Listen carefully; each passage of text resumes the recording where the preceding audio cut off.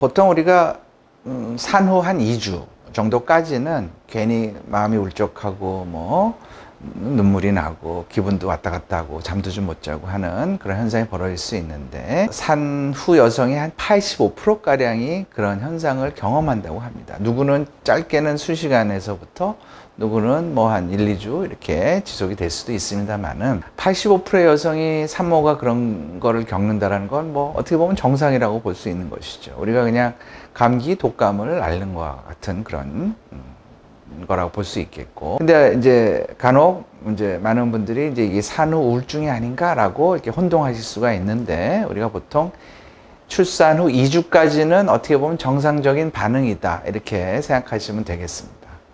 그런데 이제 문제는 출산 후 대개 한 4주 전후에서 발병을 하거나, 물론 그 이전부터 이런 산후 우울감이 있으면서 지속이 되는 경우도 있겠습니다만은, 짧게 2주 내가 아니라 이건 산후 우울감 상태보다도 더 좀 심각한 우울감 혹은 여러 가지 우울증의 증상들을 보이고, 또 그 지속 양상도 최소한 2주 이상의 이런 증상을 보일 경우 우리가 산후 우울증으로 이제 진단을 내리게 되는 것입니다. 이런 분들은 대략 많게는 10에서 20%가량 출산 산모에서 발병한다고 합니다. 생각보다 꽤 많이 발병하는 질환이고요. 이런 경우에 물론 경중, 중증으로 또 나눌 수 있겠습니다만은, 만약에 이런 산후 우울증 문제가 생겼을 때는 반드시 정신건강의과 전문의와 상담하셔서 도움을 받으셔야 됩니다. 경증인 경우에는 약물 치료 없이 어떤 상담 치료라든가 또 여러 가지 조정으로 인해서 도움을 받을 수도 있겠습니다만은, 중등도 이상일 경우에는 약물 치료가 많은 도움이 되겠습니다. 그럼 산후 우울증이 왜 생기겠느냐라는 측면에서 봤을 때, 우선 크게 우리가 생물학적 원인과 심리 사회적인 원인을 좀 나눌 수 있겠습니다. 생물학적인 원인은 우리가 임신 중에 임신 지속을 위해서 아기 엄마의 그런 에스트로겐, 프로제스테론, 코티졸 같은 그런 호르몬들이 아주 많이 필요합니다. 근데 그 호르몬이 임신 중에는 태반이라는 조직에 의해서 생성 분비가 되게 됩니다. 평상시 임신 중이 아닌 시기에는 여성에서 난소에서 생성 분비됩니다만은, 임신 중에 태반에서 이런 호르몬들이 아주 막대한 호르몬들이 이제 생성 분비가 되죠.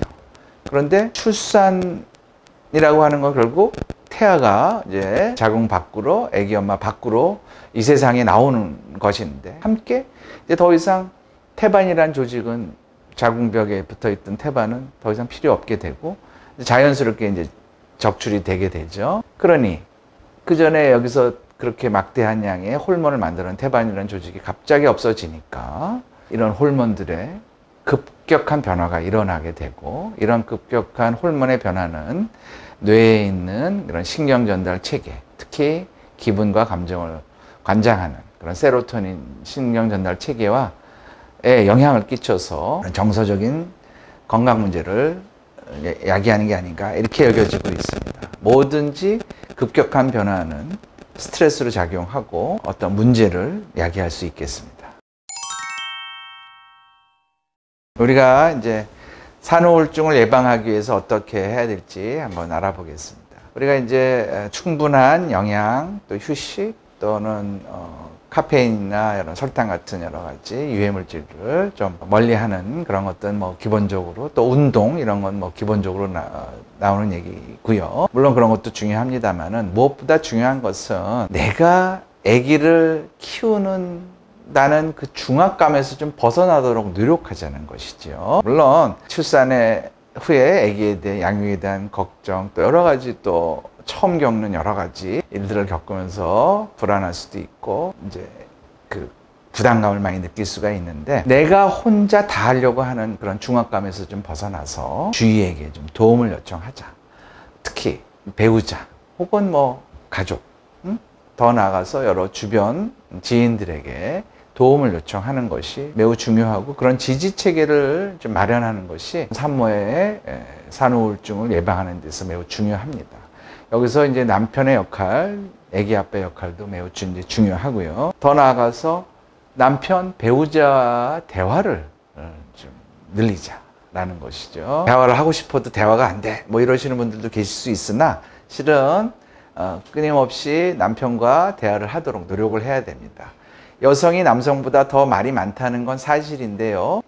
남성은 낮에 나가서 직장이든 어디서 낮에 자기가 할 얘기를 다 해요. 그런데 여성은 남성보다 한 2배가량 말이 많다고 그럽니다. 그러니까 여성이 남성보다 많이 해서 남편이 집에 들어왔는데 여자는 뭐 낮에 또 뭐 직장에서든 혹은 뭐 집에서 이제 또 친구랑 뭐 대화하든 뭐 친정어머니랑 대화를 하든 전화를 통해서 대화를 하든 이제 할 말을 많이 하고 근데 또 남아 있어요. 근데 남편은 그날 할 말은 다 했어요. 여성은 아직 할 말이 남아 있어요. 그러니까 저녁 때 시간에 남편한테 이 얘기 저기 하는데 남편은 이래서 흥 저래도 흥 이러면서 이제 하는 경우가 있는데 그랬다 할지라도 이 영상을 보고 계시는 남성분들은 여성들은 나보다 말이 많다라는 것을 인정하시고 좀 들어주려는 노력과 실제 그냥 들어주는 그 자체만으로도 여성들에게는 위안이 되고 도움이 된다는 것을 좀 아셨으면 좋겠습니다.